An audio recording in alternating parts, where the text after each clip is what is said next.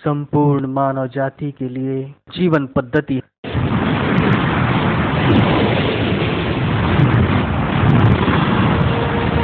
इस्लाम सबके लिए।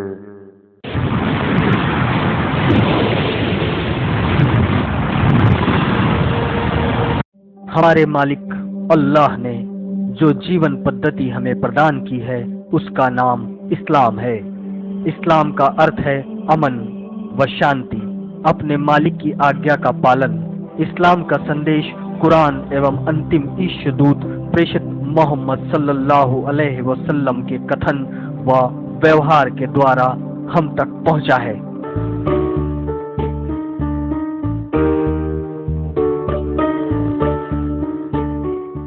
इस्लाम का आरंभ कैसे और कब हुआ? इस्लाम धर्म कोई नया धर्म नहीं है। इस्लाम का आरंभ तो अल्लाह ने प्रथम पुरुष प्रेषित आदम और प्रथम स्त्री हव्वा, इन दोनों पति पत्नी की रचना से किया। हम सभी मनुष्य उनकी संतान है।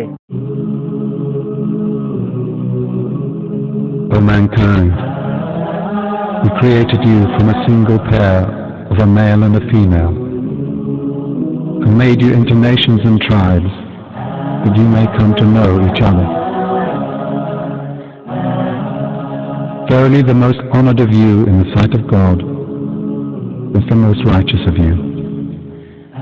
And God has full knowledge and is well acquainted with all things.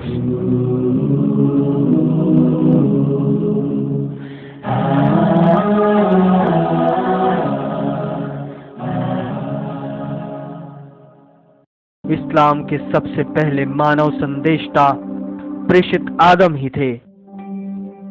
अल्लाह ने हर युग में प्रत्येक समुदाय को उनकी अपनी भाषा में जो शिक्षा प्रदान की, उसी शिक्षा के अनुसार जीवन यापन का नाम इस्लाम था।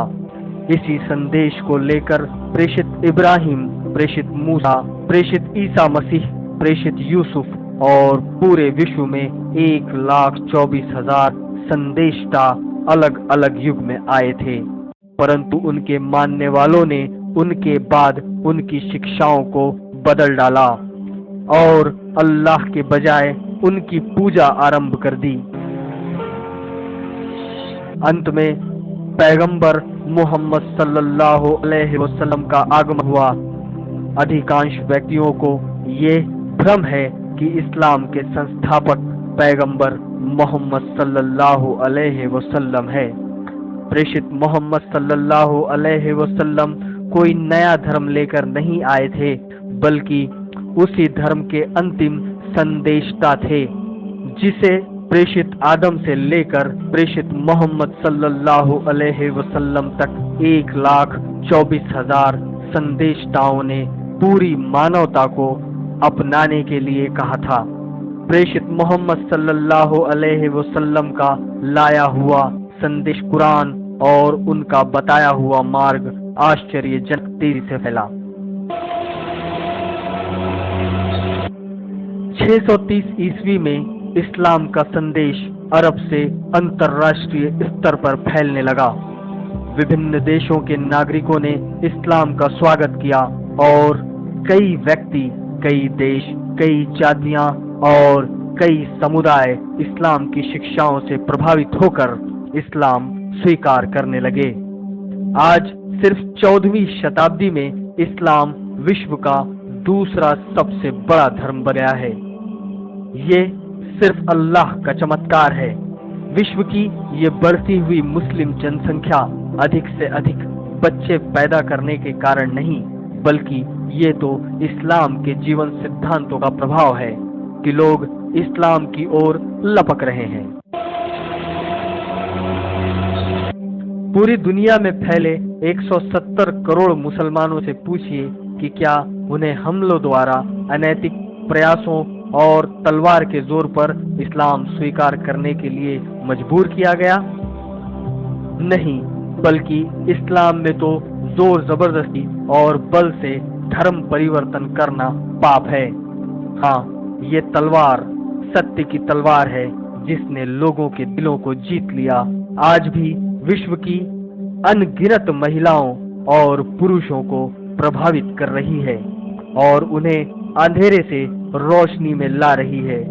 आज भी अनेक लोग इस्लाम को समझने का प्रयास कर रहे हैं और हर व्यक्ति को सच्ची मानसिक शांति व न्याय इस्लाम की छाया में ही प्राप्त हो सकती है।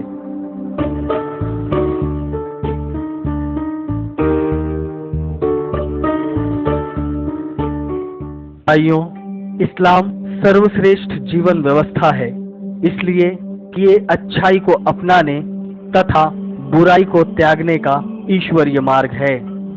इसी सत्य मार्ग पर चलते हुए हम आत्मीय शुद्धिकरण तथा समाज को नियंत्रित कर अन्याय, कन्या भ्रूण हत्या, महिलाओं तथा समाज के कमजोर वर्गों पर होने वाले जुल्म, ज्यादती तथा अत्याचार और अपराधों को रोक सकते हैं।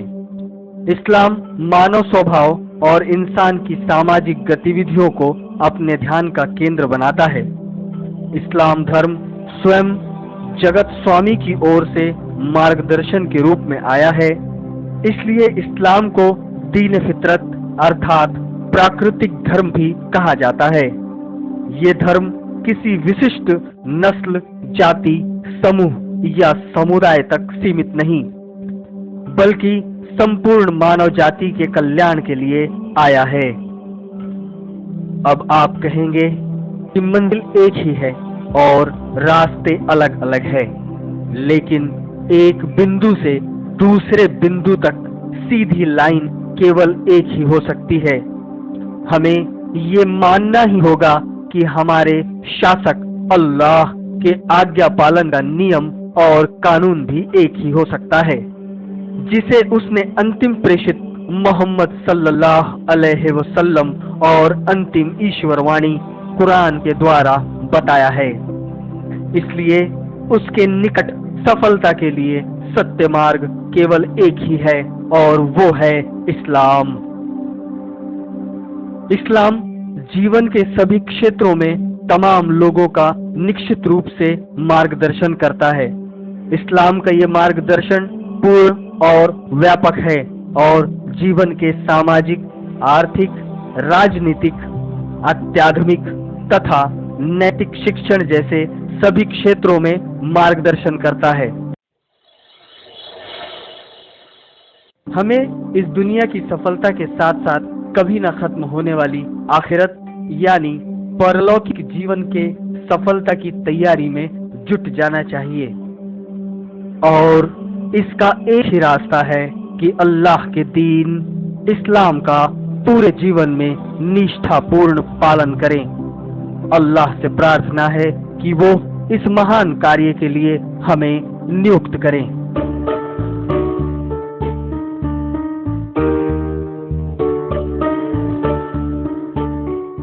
चलिए अंधेरे से उजाले की ओर इस्लाम की शीतल छाया में।